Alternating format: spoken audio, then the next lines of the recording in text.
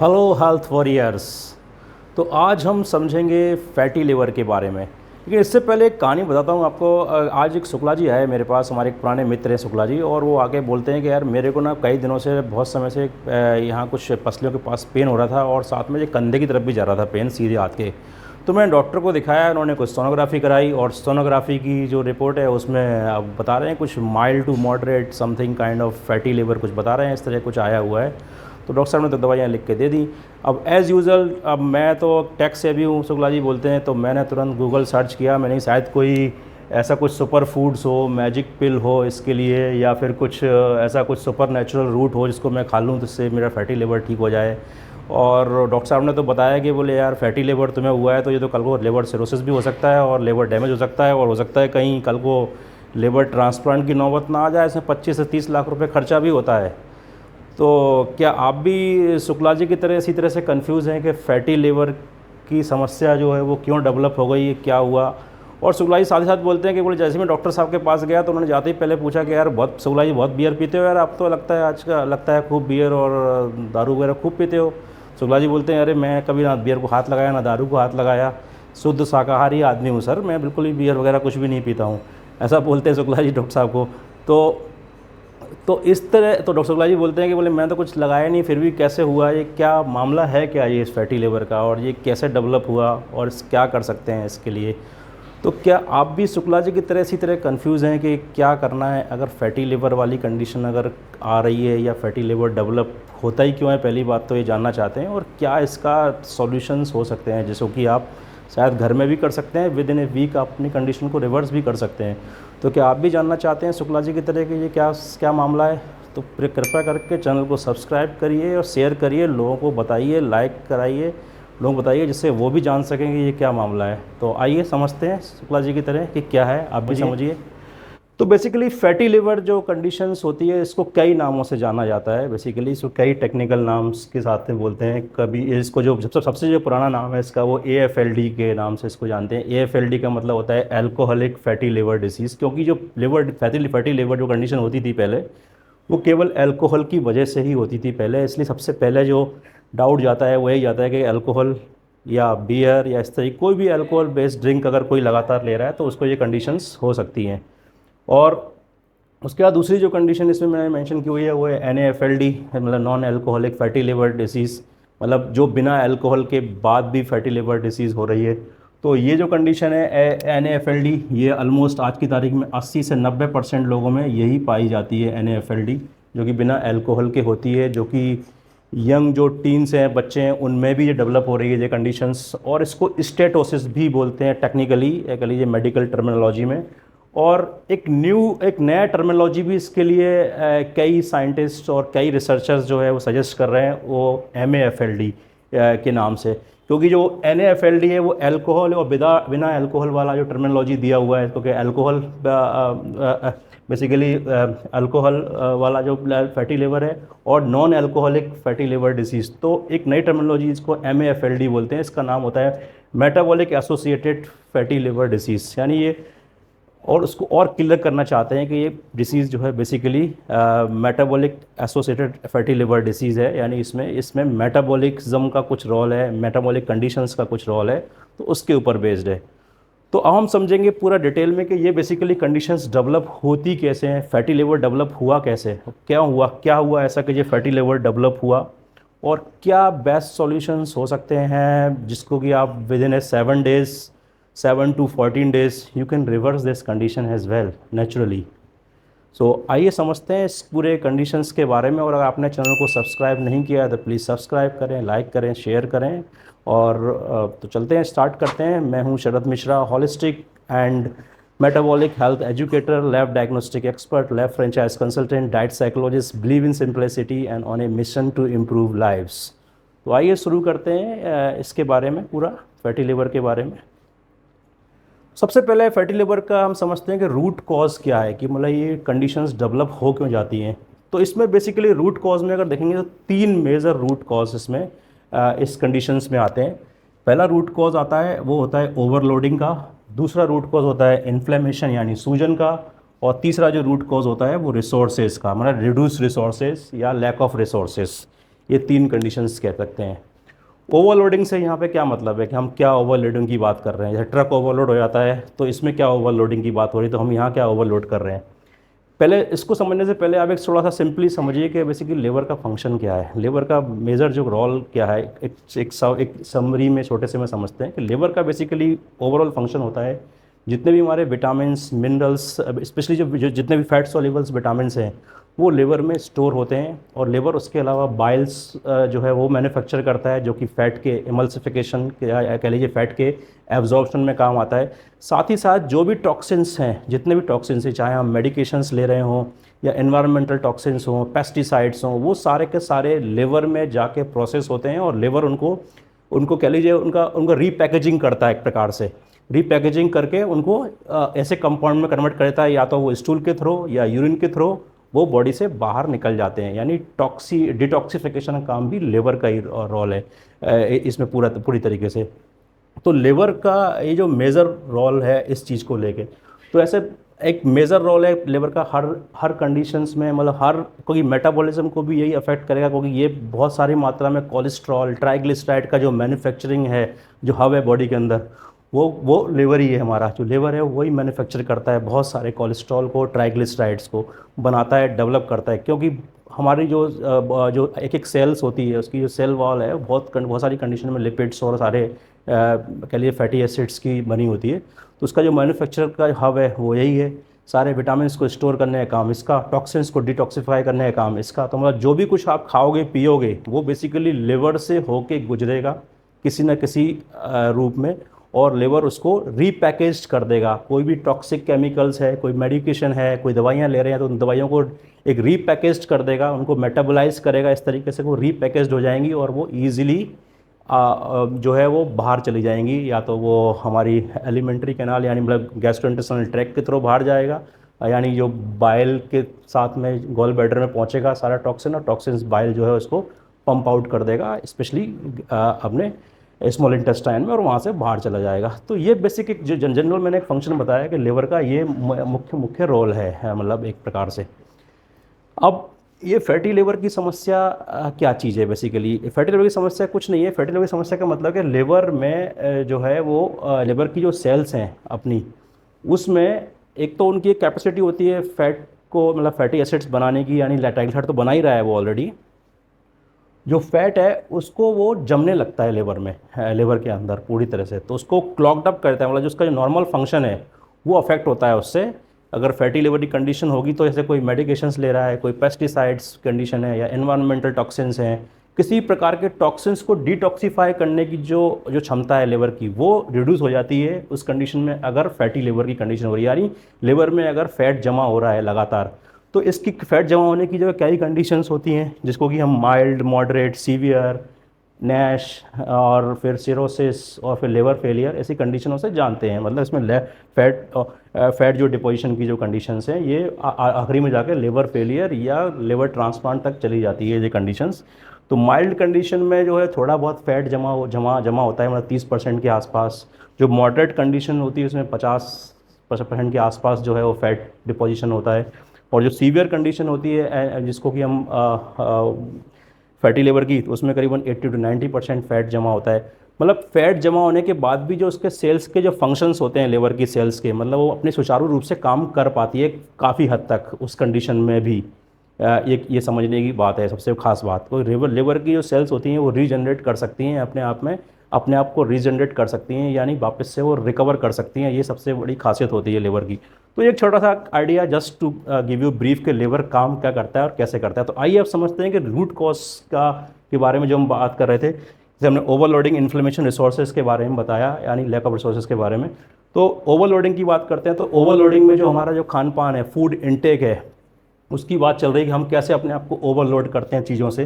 जैसे कि शुगर और ग्रेन्स का जो ओवरलोडिंग है, ग्रेन्स का मतलब है कि सारे के सारे कार्बोहाइड्रेट, मेनली स्टार्ची कार्बोहाइड्रेट से मेरा मतलब यहाँ पे ग्रेन से है। तो शुगर में सभी प्रकार की sugar, all kind of sugar syrups इसमें आ जाएंगे, और बहुत ज़्यादा मात्रा में अगर कोई मीठे फल खाता है वो भी इस कंडीशन में आएगा। दूसरी कंडीशन जो ओवरलोडिंग में आती है वो अल्कोहल, कोई लगातार अल्कोहल की कंडीशन ले रहा है तो अल्कोहल भी उस कंडीशन में आएगा। और टॉक्सिन्स, जैसे मैंने बताया टॉक्सिन्स में मेडिकेशंस आएंगी, कैफीन्स आएंगे, कह लिए अपने पॉल्यूटेंट्स आएंगे बहुत सारे, और पेस्टिसाइड्स आएंगे। इस तरह की चीज़ें टॉक्सिन्स के अंतर्गत आती हैं, क्योंकि ये सारी की सारी लिवर ही प्रोसेस करेगा। क्योंकि शुगर का, जैसे मैं आपको बताता रहा हूँ पहले भी, कि शुगर जो है, टेबल शुगर जो होती है, उसके दो पार्ट होते हैं, फ्रुक्टोज और एक पार्ट होता है ग्लूकोज। वो ये 50-50% होते हैं टेबल शुगर में, मतलब शुगर के दो दो जो पार्ट हैं ये 50-50% होते हैं। तो जो फ्रुक्टोज है ये सबसे बड़ा कल्प्रिट है यहाँ पे। अगर कोई अल्कोहल नहीं ले रहा है, अगर वो फ्रुक्टोज ले रहा है, यानी शुक्ला जी को जो है मिठाई का बहुत भारी शौक था, मिठाई का, मीठी चीज़ों के भारी शौकीन शुक्ला जी, तो मिठाई डेली खाते थे, डेली लगभग।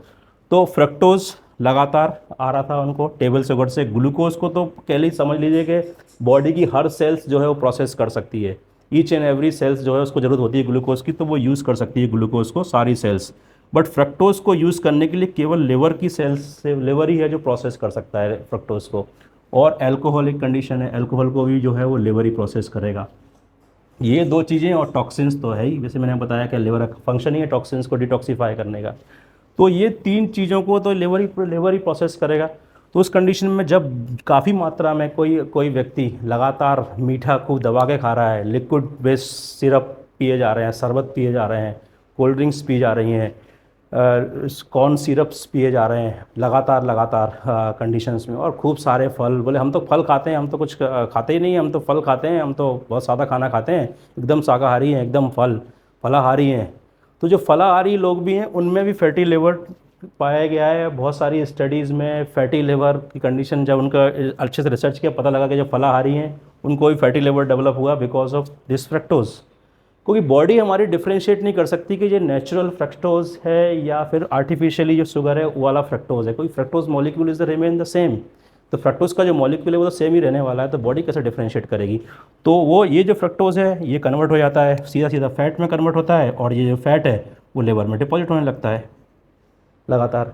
तो इसके डिपॉजिट होने से लिवर के, तो लिवर क्लॉग्ड अप होता है, जिसको हम फैटी लिवर बोलते हैं। तो फ्रक्टोज एक बहुत बड़ा रीज़न है। अल्कोहल जो है उसमें और ज़्यादा इस कंडीशन को बढ़ाता है, यानी एग्रीवेट करता है इस सिचुएशन को। और टॉक्सिन्स को निकालने की क्षमता जैसे घटती है अगर लिवर की, फैटी लिवर की वजह से, तो ये की कंडीशन और ज़्यादा बढ़ती जाती हैं। फिर आता है एक रोल आता है, ये हमने समझा ओवरलोडिंग के बारे में। ओवरलोडिंग मतलब ये सब चीज़ें हम अगर ओवरलोड कर रहे हैं। हाँ, ग्रेन्स के बारे में एक चीज़ और छूट गई, इसमें कार्बोहाइड्रेट्स जो भी होते हैं, जितने भी कार्बोहाइड्रेट्स हैं, स्पेशली स्टार्ची बेस्ड कार्बोहाइड्रेट हैं, उनमें क्या है, स्टार्ची बेस्ड कार्बोहाइड्रेट मतलब ग्लूकोज के बंच, बेसिकली ग्लूकोज के बंच हैं, बहुत सारे ग्लूकोज के मॉलिक्यूल का जो बंच है वो स्टार्ची कार्बोहाइड्रेट है। और ये तो ब्लड में जैसे ही ये हमारे भोजन में गया अंदर जैसे हमने इसका बाइट लिया, और ये सेलिवरी अमाइलेज नाम का एक एंजाइम निकला, और उसने इसके बॉन्ड को सारों को तोड़ा और सारे ग्लूकोज को अलग अलग कर दिया, और तुरंत कन्वर्ट हो गया ये शुगर में, मतलब ग्लूकोज में कन्वर्ट हो गया।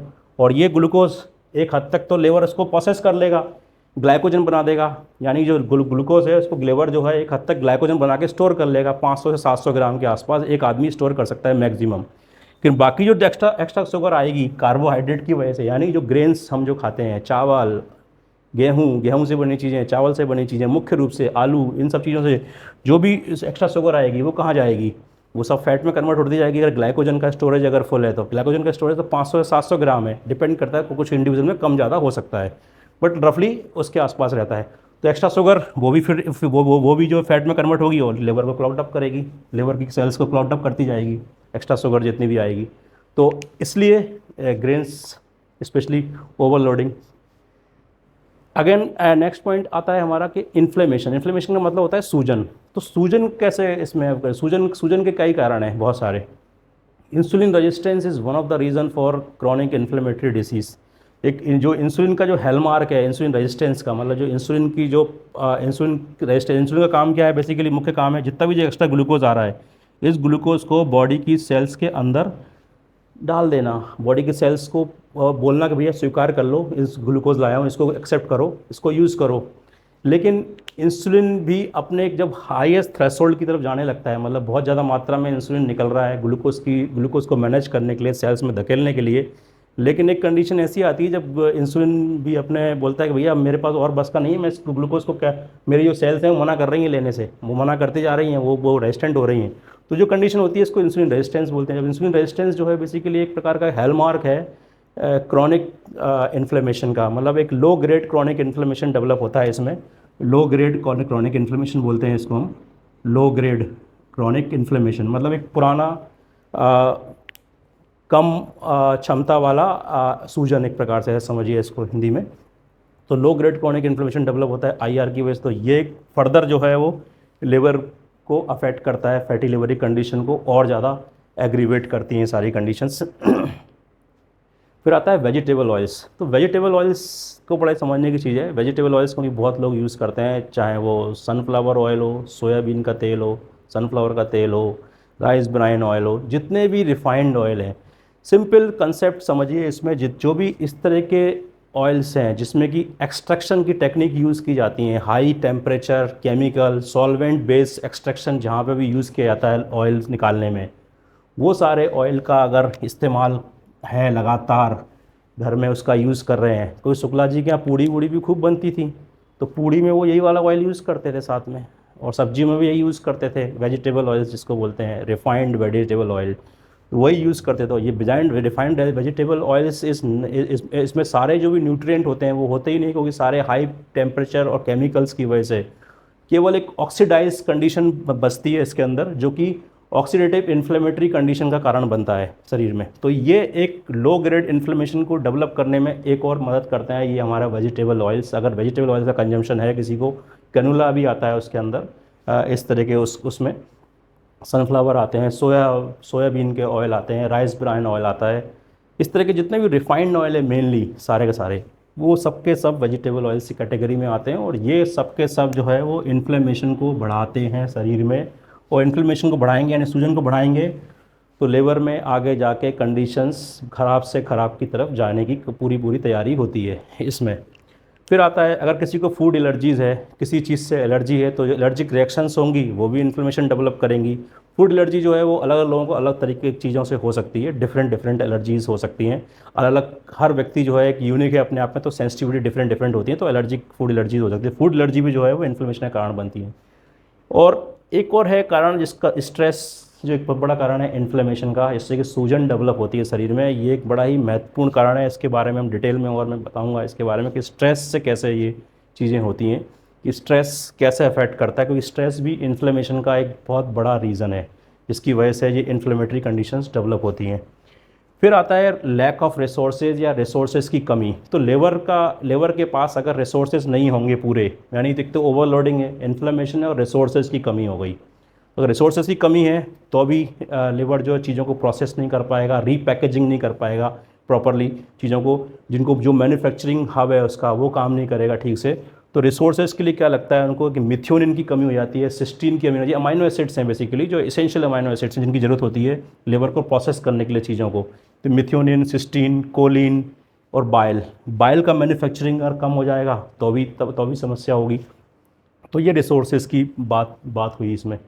तो इसको और समझते हैं कि ये कंडीशंस और कैसे डेवलप होती है। जैसे मैंने बताया आपको यहाँ पे इंसुलिन रेजिस्टेंस है, तो इंसुलिन रेजिस्टेंस क्या करता है, इसको कन्वर्ट, इंसुलिन रेजिस्टेंस अगर किसी को रहेगा तो वो non alcoholic fatty liver disease, alcoholic fatty liver disease के बारे में मैं उतना डिटेल में नहीं बता रहा हूँ, क्योंकि एल्कोहलिक फैटी लिवर डिसीज़ जो है वो उतना बड़ा कंसर्न नहीं है आज की तारीख में। सबसे बड़ा कंसर्न है non alcoholic fatty liver disease या MAFLD यानी metabolic acid fatty liver disease, यानी दोनों के एक ही नाम है, केवल एक नई टर्मिनोलॉजी देने की कोशिश कर रहे हैं कुछ साइंटिस्ट आज की तारीख में, अदर देन जो अभी जो चलती हुई टेक्नोलॉजी जो टर्मिनोलॉजी है वो मेडिकल की NAFLD बोलते हैं ज़्यादातर इसको अभी आज की तारीख में। तो अगर इंसुलिन रेजिस्टेंस है तो इंसुलिन रेजिस्टेंस जो है वो NAFLD डेवलप करता है, और NAFLD की वजह से जो non alcoholic fatty liver disease यानी लिवर में जो फैट जम रहा है, जैसे मैंने बताया कि जो इन्फ्लेमेटरी जो प्रोसेस हो रही हैं, जो डिफरेंट इन्फ्लेमेटरी प्रोसेस, तो उससे क्या होता है ऑक्सीडेटिव इन्फ्लेमेटरी स्ट्रेस डेवलप होता है, ऑक्सीडेशन ज़्यादा हो जाता है, जो कि ये कारण बनते हैं सारे चीज़ों के।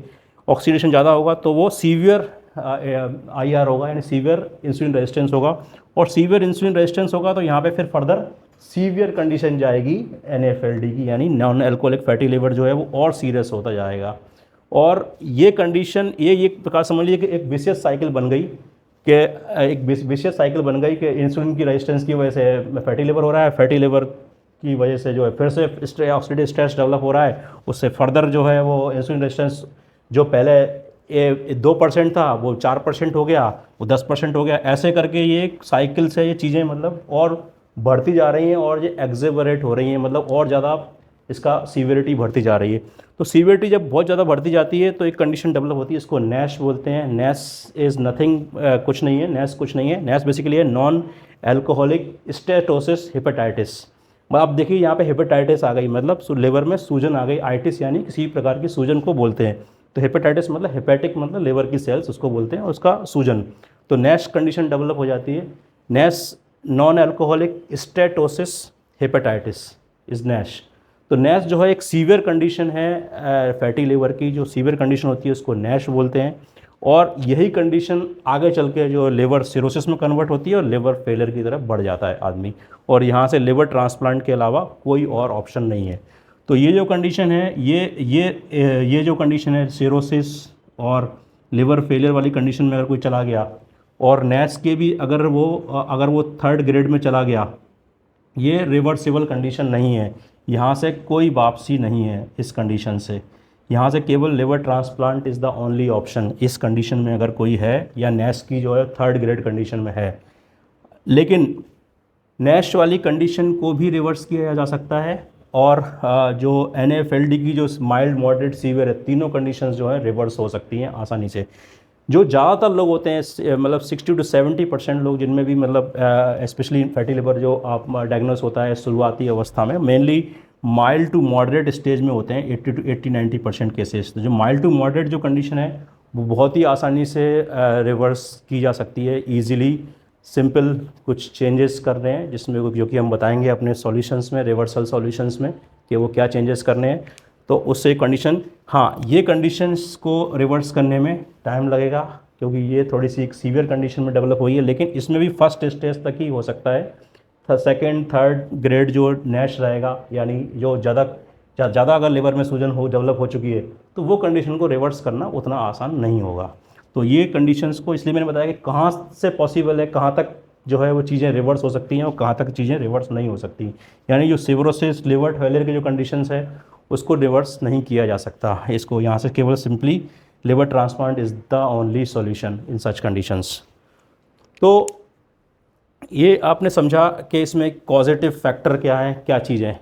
अब हम समझते हैं, जैसे मैंने बोला कि स्ट्रेस के बारे में हम अलग से समझते हैं कि स्ट्रेस कैसे अफेक्ट करता है, कि स्ट्रेस का क्या फैटी लिवर से संबंध है। तो इसको आप समझिए कि फैटी लिवर का स्ट्रेस से कितना महत्वपूर्ण रोल है। तो बेसिकली बॉडी में हमारे एक सिस्टम होता है जिसको कि हम बोलते हैं ANS, यानी autonomic nervous system. Autonomic nervous system जो है वो बेसिकली ब्रेन के अलावा जो बॉडी के जो और काम होते हैं, जैसे कि डाइजेशन का काम है, या कह लीजिए इंजाइम्स कुछ भी रिलीज़ हो रहा है डाइजेस्टिव ट्रैक में, वो रिलीज़ होना है, हमारे नाखून नेल्स का बढ़ना है, हेयर का बढ़ना है, ये जो कंडीशंस होती हैं ये हमारा ब्रेन कंट्रोल नहीं करता। इसको कंट्रोल करने के लिए ऑटोनोमिक नर्वस सिस्टम होता है जो बेसिकली इन सब चीज़ों को कंट्रोल करता है। इसका काम होता है बेसिकली, ऑटोनोमिक नर्वस सिस्टम को आप समझेंगे तो ये समझेंगे कि रिसोर्स एलोकेटर है, मतलब जो रिसोर्स है बॉडी के उसको कैसे एलोकेट करना है अलग अलग जगह पे, उसका ये बहुत महत्वपूर्ण रोल प्ले करता है ये, कि रिसोर्स को कैसे एलोकेट करना है। तो रिसोर्सेज से मतलब होता है कि बेसिकली इसमें दो सिस्टम होते हैं ANS में, ऑटोनोमिक नर्वस सिस्टम के दो पार्ट होते हैं, एक होता है सिंपैथेटिक, होता है पैरासिम्पैथेटिक।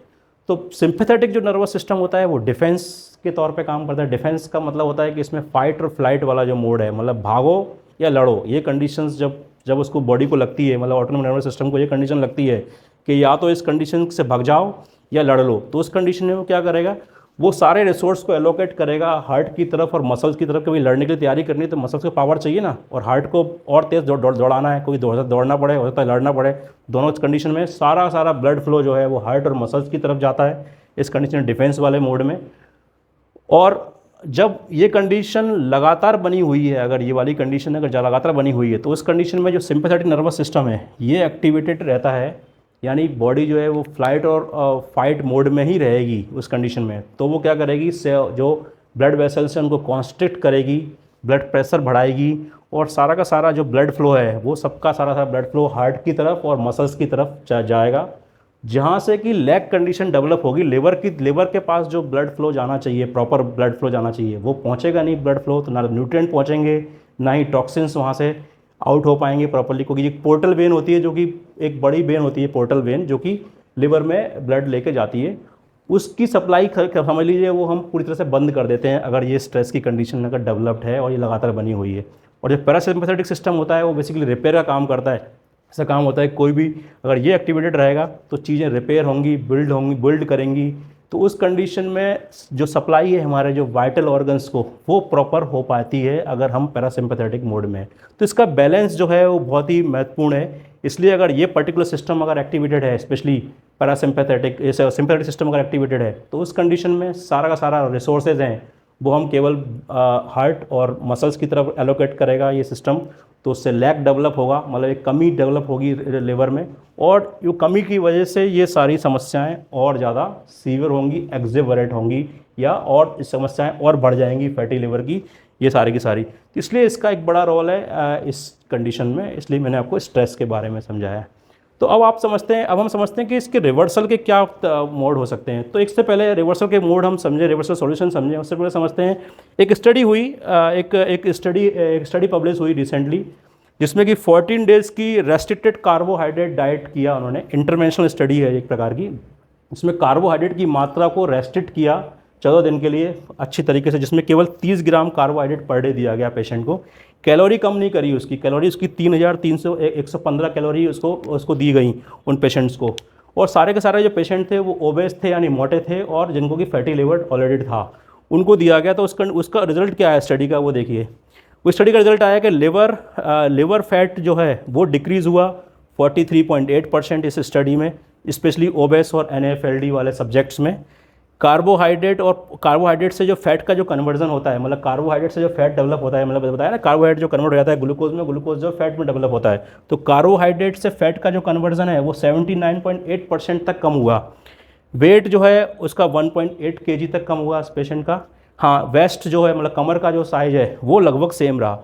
तो ये कुछ इसके आउटकम है स्टडी के। उसके अलावा जो अगर लिवर के एंजाइम जिनके बढ़े हुए थे, जो कि basically moderate to severe NAFLD में चले गए थे, तो उनके लिवर के एंजाइम कंडीशन रिड्यूस हुई।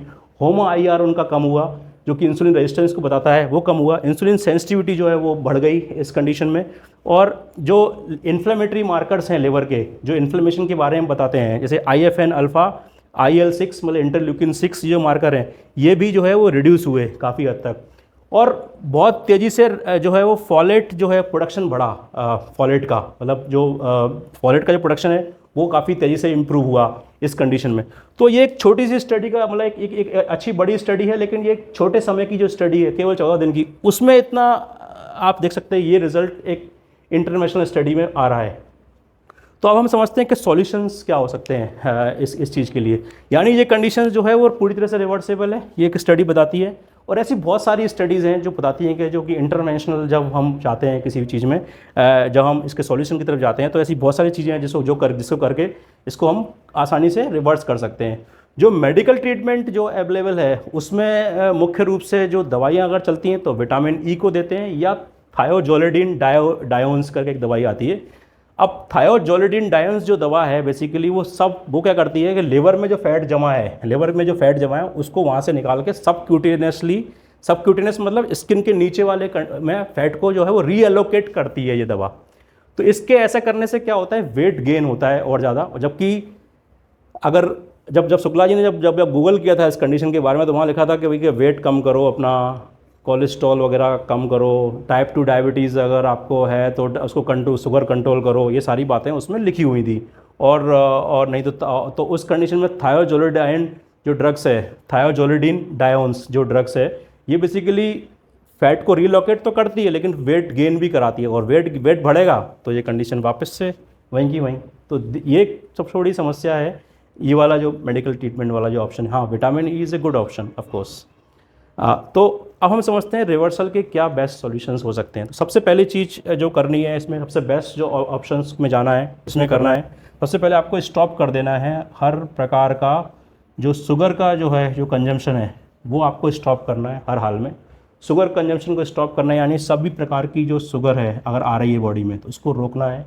यानी शुगर सिरप्स जो है ख़ासतौर पर, मतलब लिक्विड शुगर के फॉर्म जो है, लिक्विड शुगर जो है वो बड़ी रिस्पॉन्सिबल होती है इसमें। तो लिक्विड शुगर को नहीं लेना है, मतलब शक्कर नहीं लेनी है घुली हुई, लिक्विड फॉर्म वाली शक्कर नहीं लेनी है। बहुत ज़्यादा मात्रा में फल नहीं लेने हैं। अगर आप ले रहे हैं तो एक माइल्ड मतलब कम कंडीशन में आप कम मात्रा में ले सकते हैं, लेकिन बहुत ज़्यादा मात्रा में नहीं लेने हैं। और अगर कंडीशन आपकी सीवियर वाले NAFLD में है तो आप उसको बंद कर दें तो बेहतर है। फलों को भी उस कंडीशन में, जो मीठे वाले फल हैं सभी को बंद कर दें तो बेहतर है, अगर इसको आप रिवर्स करना चाहते हैं अगर इस कंडीशन को। तो सबसे पहले तो स्टॉप करना है पूरी तरह, शुगर को पूरा स्टॉप कर देना है इस कंडीशन में। दूसरी कंडीशन आती है जो हमारा कार्बोहाइड्रेट का इंटेक है, यानी जो ग्रेन्स हैं, जितने भी अनाज हैं हमारे, उनकी जो कंजम्पशन है उसको घटाना है। जैसा कि इस स्टडी में ही बताया कि 30 ग्राम पर डे उनको दिया गया कार्बोहाइड्रेट। तो अगर आप इसको घटाएंगे तो जो ग्लूकोज जो कन्वर्ट होता है कार्बोहाइड्रेट की वजह से, कार्बोहाइड्रेट से जो इमीडिएटली ग्लूकोज जो कन्वर्ट होता है, इंस्टेंटेनियसली कन्वर्ट होता है कार्बोहाइड्रेट से, जो स्टार्ची कार्बोहाइड्रेट तुरंत कन्वर्ट हो जाता है ग्लूकोज में। तो इसकी मात्रा को बिल्कुल घटा देना है, जहाँ तक हो सके उस मात्रा को घटाएंगे तो उससे ये प्रभाव पड़ना इमीडिएटली स्टार्ट होगा, बहुत तेज़ी से फ़र्क पड़ेगा। वेजिटेबल ऑयल्स जो है, जैसे कि हमने ऊपर ही बताया वेजिटेबल ऑयल्स के बारे में, इनको नहीं लेना है, वेजिटेबल ऑयल्स नहीं लेना है। तो आप बोलेंगे अब लें क्या, फिर कौन सा ऑयल यूज़ करें? तो वो ऑयल यूज़ करें आप कोई भी, आप जैसे सरसों का तेल है उसको यूज़ कर सकते हैं, आप तिली का तेल यूज़ कर सकते हैं, आप ऑलिव ऑयल यूज़ कर सकते हैं, आप मूंगफली का तेल यूज़ कर सकते हैं, आप नारियल तेल यूज़ कर सकते हैं, आप शुद्ध घी यूज़ कर सकते हैं। ये सारे के सारे अच्छे सैचुरेटेड फैट्स हैं, गुड क्वालिटी ऑफ फैट हैं, इसको आप यूज़ कर सकते हैं कोई बिना किसी प्रॉब्लम के। बटर आप यूज़ कर सकते हैं, कोई प्रॉब्लम नहीं है। बटर, ये सब चीज़ों की वजह से फैटी लिवर नहीं होता है। बट फैटी लिवर जो है वो इस तरह के ऑयल जो कि ऑक्सीडाइज कंडीशन में आते हैं, इनकी वजह से जो है ये सारी समस्या बनती है। तो उस तरह के ऑयल आप यूज़ करें जो ऑयल जो है कोल्ड प्रेस टेक्निक से बनते हैं। कोल्ड प्रेस टेक्निक क्या होती है? कोल्ड प्रेस टेक्निक समझने के लिए समझिए, आपने नारियल देखा होगा, सूखा नारियल को अगर आप हाथ से भी दबाते हैं तो उसमें ऑयल निकलता है। इसी प्रकार अगर आप देखेंगे सरसों के बीज को भी कोल्ड प्रेस टेक्निक से ही उसमें से ऑयल जो है निकाला जाता है, ना कि कोई केमिकल में डाल के उसको निकाल के उबाल के निकालते हैं उसमें से। लेकिन उसकी अपेक्षा अगर आप सोयाबीन को देखें, राइस ब्राइन ऑयल को देखें, इनका जो एक्सट्रैक्शन होता है इसमें तो सॉल्वेंट, केमिकल और क्या क्या हाई टेम्परेचर में डाल के निचोड़ के बीजों से निकाला जाता है। तो सिंपल समझने की बात है, जो भी कोल्ड प्रेस टेक्निक से बने ऑयल हैं ऑल आर गुड ऑयल। तो कोल्ड प्रेस टेक्निक वाले जो ऑयल हैं, कोल्ड प्रेस टेक्निक, जिसमें कि हम उसको सिंपली प्रेस करने से अगर ऑयल निकाल सकते हैं, किसी भी बीज से, किसी भी ग्रेन से, वो सारे के सारे इसमें आ जाते हैं इस कंडीशन में। यहाँ पे वेजिटेबल ऑयल्स, चाहे वो सीड यूज़ हो रहा हो, चाहे वो ग्रेन्स यूज़ हो रहे हो, या लेग्यूम्स यूज़ हो रहे हो, या दलहन यूज़ हो रहा हो, ये सारे के उससे ऑयल निकालना आसान नहीं है कोल्ड प्रेस टेक्निक से। तो कोल्ड प्रेस टेक्निक के ऑयल मैंने बताया आपको, तो वो आप यूज़ कर सकते हैं, वही यूज़ करना है, उससे फ़र्क पड़ना चालू होगा। फिर एक चीज़ आती है, इसको हम बोलते हैं time restricted eating. Time restricted eating, time restricted eating, time restricted eating करनी है। मतलब आपको कह लीजिए कि कुछ समय कोशिश करनी है कि फास्ट कर सकें। इसका मतलब ये है टाइम रेस्ट्रिक्टेड ईटिंग को, मतलब आपको अपना टाइम लिमिट करना है कि कब खाना है और कब नहीं खाना है। तो हो सके तो केवल 2 ही बार लंच या डिनर ही लें, केवल ब्रेकफास्ट और बीच में जो मल्टीपल जो स्नैकिंग करते हैं, बहुत बार बीच में स्नैक्स लेते रहते हैं, कभी कुछ ले लिया कभी कुछ ले लिया, तो वो स्नैकिंग बंद करनी है। 2 बार टाइम रेस्ट्रिक्टेड ईटिंग करनी है। और जो फास्टिंग का जो पीरियड है वो थोड़ा धीमे बढ़ाना है। बेसिकली कोशिश करनी है कि हम फास्टिंग विंडो जो है वो हमारी ज़्यादा रहे और जो ईटिंग विंडो है वो थोड़ी सी रिड्यूस हो जाए। तो उससे ये कंडीशंस को रिवर्स करने में बहुत जल्दी फ़ायदा होना स्टार्ट होता है। इसके साथ ही साथ टाइम रेस्ट्रिक्टेड ईटिंग साथ में आपको स्ट्रेस मैनेजमेंट पे भी काम करना पड़ेगा, क्योंकि मैंने बताया आपको ऐसे कि स्ट्रेस को रिड्यूस करना बहुत ज़रूरी है। तो स्ट्रेस मैनेजमेंट के लिए आपको मेडिटेशन वाली चीज़ों में जाना रहेगा, जिसमें कि आप मेडिटेट करें, जिससे कि आप अपना जो सिंपैथेटिक जो नर्वस सिस्टम है इसको आप थोड़ा डाउन कर सकें, यानी बैलेंस कर सकें दोनों सिस्टम को। तो उस कंडीशन के लिए आपको जो स्ट्रेस मैनेजमेंट के लिए स्पेशली मेडिटेशन वाली एक्सरसाइजेज हैं उसमें जाना है। कोई स्ट्रेस कम होगा तो कॉर्टिसोल हार्मोन का रिलीज़ भी कम होगा, और cortisol hormone is another precursor for further insulin resistance को डेवलप करने वाला एक और कारण बनता है, क्योंकि वो ग्रोथ हार्मोन को सप्रेस करता है और इधर इंसुलिन रेजिस्टेंस को और बढ़ाता है। तो ये बहुत ही इम्पोर्टेंट फैक्टर है। आमतौर पे लोग इसके बारे में डिस्कस भी नहीं करते हैं कि स्ट्रेस का फैटी लिवर से क्या संबंध है, but stress is one of the most important factor, क्योंकि ये ऑक्सीडेटिव इन्फ्लेमेशन को डेवलप करने में बहुत ही महत्वपूर्ण रोल प्ले करता है। तो इसके ऊपर एक काम करना है। अब बात आती है रिसोर्सेज की। जो मैजिक पिल की हम बात कर रहे थे, जो शुक्ला जी शुरुआत में बता रहे थे कि वो क्या क्या कैसा खा लूँ मैं, इससे फटाफट ठीक हो जाऊँ, तो इनका भी रोल आता है। लेकिन आप ये सब चीज़ें करते हैं तो ये चीज़ें अच्छे से काम करती हैं। इसमें बहुत सारी चीज़ें हैं इसमें, इसके अंदर, जैसे इसके अंदर ओमेगा 3 फैटी एसिड्स हैं, ये आप ले सकते हैं। ओमेगा 3 फैटी एसिड्स बेसिकली आप कॉड लिवर ऑयल जो होता है उसमें मिल जाएगा। कॉड लिवर ऑयल जो है ये बहुत अच्छा सोर्स है ओमेगा 3 फैटी एसिड्स का, विटामिन ए का, डी का। कॉड लिवर ऑयल ये आप ले सकते हैं, इसमें एक बड़ी इंपॉर्टेंट चीज़ है। उसके अलावा बीट रूट जो होती है, बीट रूट मतलब जो बीट रूट है, बीट रूट भी आप यूज़ कर सकते हैं इस काम के लिए। बीट रूट है, बड़ी इंपॉर्टेंट फैक्टर है। गार्लिक है, ये आप यूज़ कर सकते हैं अगर वेजिटेरियन है, गार्लिक ऐसी चीज़ें। और नॉन वेजिटेरियन है तो आप साल्मन फिश, फैटी फिश जो है वो इसमें बहुत इंपॉर्टेंट रोल प्ले करती हैं। उसके अलावा एक होता है मिल्क थिसल करके एक कंपाउंड होता है, ये भी नेचुरल कंपाउंड है basically, milk thistle. Milk thistle ये लिया जा सकता है ये सप्लीमेंट के तौर पे, milk thistle compound. Beet root हो गई। गाजर का जूस भी ले सकते हैं आप ऑफ एंड ऑन कंडीशन में, गाजर का जूस निकाल के वो भी ले सकते हैं, खाने के बाद बेसिकली लेना होता है ये।